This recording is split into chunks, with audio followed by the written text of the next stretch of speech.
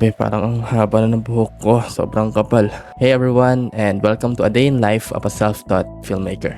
So for today's vlog, sasama ko kayo on how I prepare myself para mag-shoot for a short film. So, meron kaming sinalihang short film competition dito sa Bataan, sa One Bataan. Medyo malaki yung cash prize, so syempre papatulan natin yan.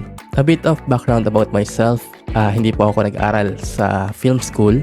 And ganun din, I didn't receive professional training. So, YouTube lang talaga tayo.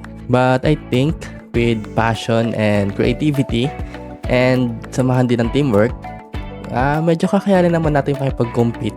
I think kakayanin naman natin since hindi naman sa pag-aano. Pero may mga competition din naman kaming naipanalo kahit wala kaming professional background.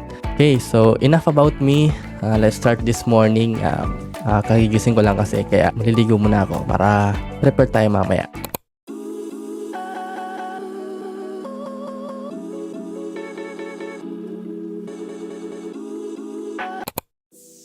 Okay, nakapag-refresh na tayo. Medyo nawala na din yung sakit ng ulo ko. Okay, so being a self-taught filmmaker means learning through trial and error. And for today is no exception. Okay naman na yung script natin nasa phone ko naman and pati yung storyboard. And now it's time to pack our filming gear. So ipakita ko na din sa inyo yung mga ginagamit ko na pang shoot. So for my camera, I'm using this ano tawag nga pala dito? So this is Canon SX540HS. Medyo luma na siya but still reliable pa rin naman siya, and this is my first camera. And meron tong sentimental value kasi nga ito yung first camera na ginamit ko, and nanalo kami ng third place sa competition sa buong Pilipinas. So yun, share ko lang. Hindi ko lang dadalhin yung malaking tripod ko. Instead, ito na lang. Ayan, yung mini tripod ko na lang. So yun, sinasabi nga nila, diba, dapat kung maganda yung visuals mo, at maganda rin yung audio mo. But for today, yung film kasi na naisip ko is more on about narration siya, and hindi gaano kailangan yung audio. Hindi natin kailangan magdala ng mic. Pero syempre, Boy Scout tayo, kaya magdala pa rin tayo ng mic. Yung Boya Lavalier microphone ko, pero di ko sure kung nasa bag na. Pero yun, so yun lang naman yung mga gamit na gagamitin natin for today's shoot. And mag-shoot tayo ngayon sa bundok. And yun, nag-chat nga si Danica at sinasabi niya na nandun na daw siya sa may kanto, inaantay na ako. So medyo wala ako sa mood mag-drive ngayon ng kotse, so gagamitin namin yung motor niya para mas madali din kayo makapunta dun sa location, dahil nga medyo bundok kasi yung pupuntahan namin. Tara na, puntahan na natin siya, baka magreklamo.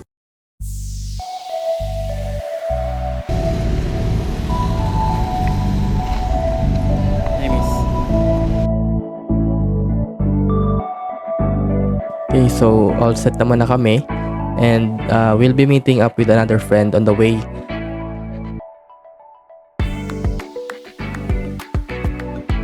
Okay, so unfortunately, I forgot to record our arrival at the first location. So yung nangyari kasi doon is sarado pala yung location na yun dahil nga sa garbage issues.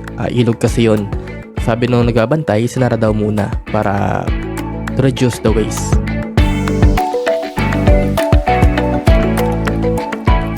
Kaya naman ngayon, we're heading out to our second spot.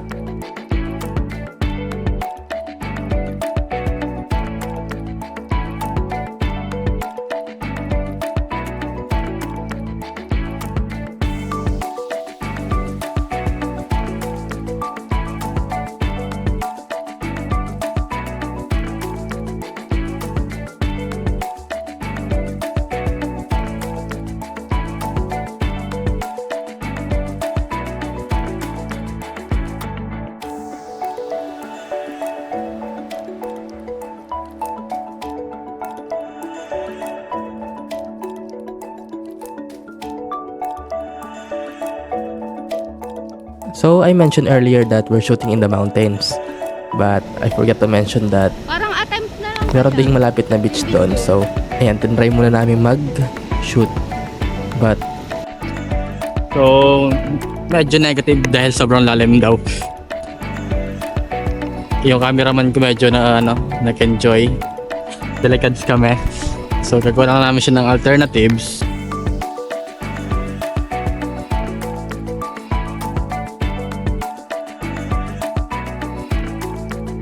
For my initial plan, I plan to shoot a river crossing, but since yung current was too strong and the water is deeper than expected, we switched to plan C.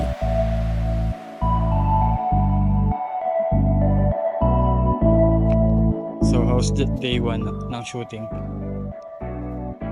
For the basa. Uy, titser! Titser! Ayoko mag-tips. Titser!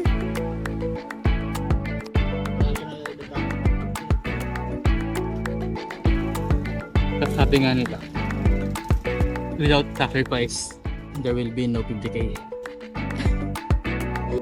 Plan C, meaning going to the place I forgot to consider, which is a location in Diwa, Bataan.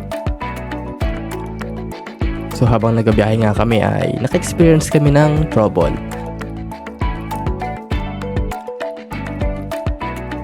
So unfortunately, habang nag-travel kami, merong nadaan ng sindikasyon na mga pako. But luckily, there was a repair shop nearby. So tinulungan namin siyang itulak yung motor niya papunta dun sa location. So habang nag-aantay, nag-ice cream break muna kami. And after a half an hour, naayos na yung gulong niya. And nag-start na rin umulan. Pero it is perfect for our film. Dahil kailangan ko din makuhanan yung shots na umuulan para, cinematic dating. So tumawid nga pala kami sa isang hanging bridge. And I forgot that takot si Danica sa heights at sa pagtawid sa mga hanging bridge. But we needed a cameraman, so...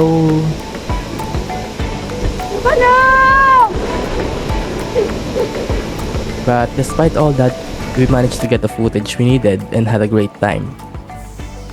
And we plan to continue the shooting for the other day. Sorry nga pala, I can't share the edits yet since the competition will be held here on YouTube. And I want to keep my ideas safe from, copycats. But being a self-taught filmmaker means constant learning and adapting. But it is the teamwork that turns these solo efforts into something special.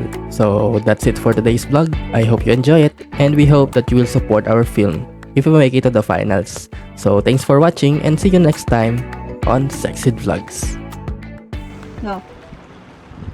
Saan ba banda dadaan sa Barimatay?